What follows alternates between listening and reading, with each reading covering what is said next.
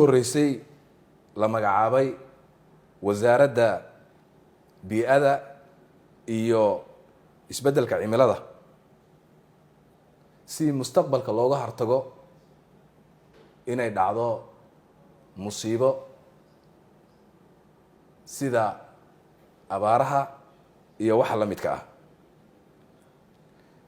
caawa oo ay taariikhdu tahay 16 bishii 8 2022 waxaan guddoomiyey shir aan caadi ahayn oo aan isugu yeeray golaha wasiirada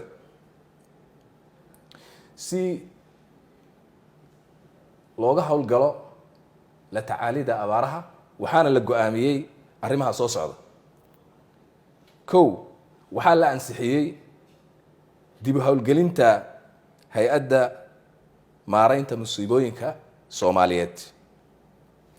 waxaa la ansixiyey maamulkii hay-addaas. hay-adda maaraynta iyo musiibooyinka waa hay-ad sharci ah oo u xil saaran fulinta gurmadka abaaraha.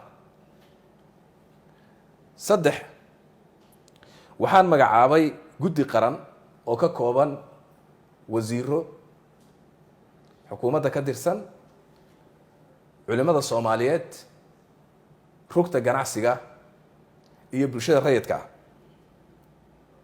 guddigaas waxay u xil saaran yihiin jihaynta iyo taabagelinta iyo taageeridda howlaha gurmadka abaaraha.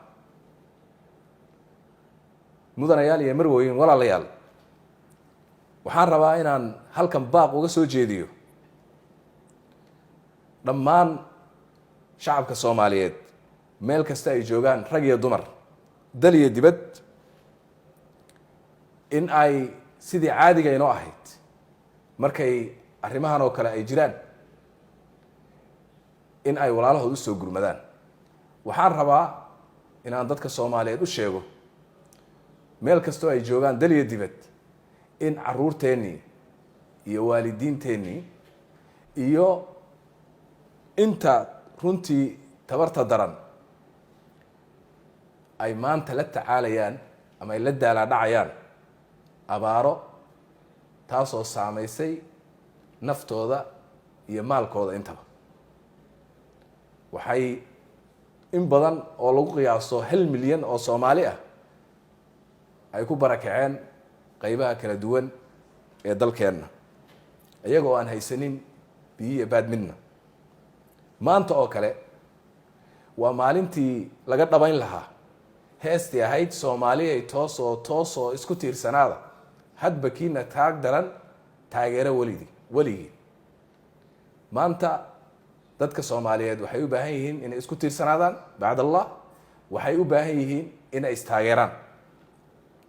waxaan leeyahay dadka Soomaaliyeed meel kastoo ay joogaan, wax aan sugna ma leh. halis baa lagu jiraa, dadkeennu halis bay ku jiraan. waxaan u baahan nahay in aan istaageero. waxaan u baahan nahay inaan isku tiirsanaano. waana dhaqankeenna kaas soo jireenka ah. maanta inaan ka dhabayna ayaan rabnaa. waxaan sidoo kale baaq u dirayaa dhammaan beesha caalamka, deeq-bixiyayaasha, hay-adaha khayriga ah, guud ahaan beesha caalamka meel kasta oo ay joogaan, in ay caawiyaan dadka Soomaaliyeed, in ay ka hortagaan in ay dhacdo macluul xilligaas oo ay adkaanayso in dadka Soomaaliyeed la caawiyo. maanta ayay joogtaa maalintii la caawin lahaa. waxaan rajaynayaa in ay la shaqeeyaan beesha caalamku, inay la shaqeeyaan hay-adahaas aan magacownay oo ay kow ka tahay hay-adda maaraynta musiibooyinka iyo hay-adaha kale ee ayada oversight ku sii leh. aad baad u mahadsantihiin. wassalaamu calaykum waraxmat ullah.